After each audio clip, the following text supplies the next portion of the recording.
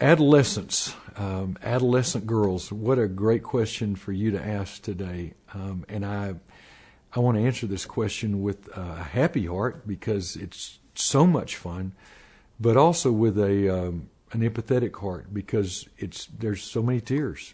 Those were tough days for me as a daddy. I failed a lot.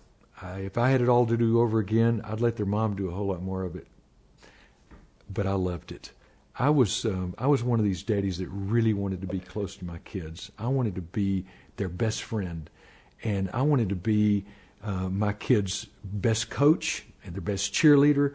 And honestly, I was pretty naive because in middle school things got really complicated in our house.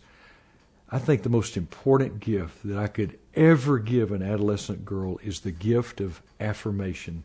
Interestingly, I just learned not long ago that the last horse to win the Triple Crown was in 1978, and that horse's name was Affirm. Isn't that interesting? Affirming girls during adolescence. It's not everything, but moms and dads, it's close to everything. I've got to let my girls know that no matter what, I will never leave them. No matter what, I will never stop believing in them. I remember so well, like it was yesterday, when Courtney, my second daughter, was in 6th or 7th grade, and 24 invitations went out for the party that all the girls were going to.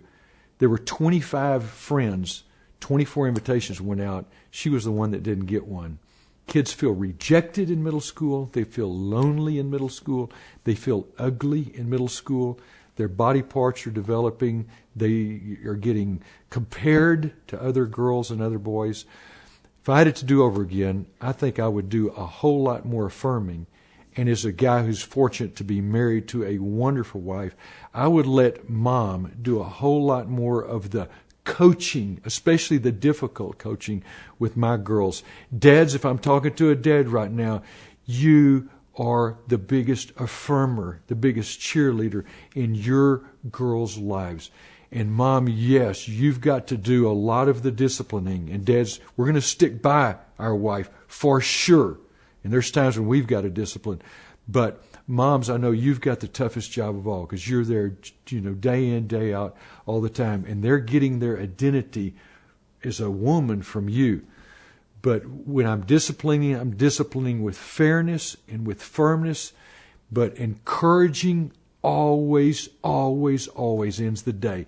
Tucking those kids in bed at night. Be sure the last thing they hear before they go to bed at night is, I love you, and I'm proud to be your daddy. One of my last things I was having a difficult time with one of my kids, and we were fighting upstairs. But downstairs, the last thing, as I walked out of that child's room, I turned around and said, I want you to know that I love you and I'm proud to be your daddy. And through affirmation and firmness along the way, those adolescent years will go by and they'll pass. Remember, the days are long, but the years are short. You'll wish you could go back to junior high sometimes. Their rooms are lonely now. They're gone. And those days weren't all that bad.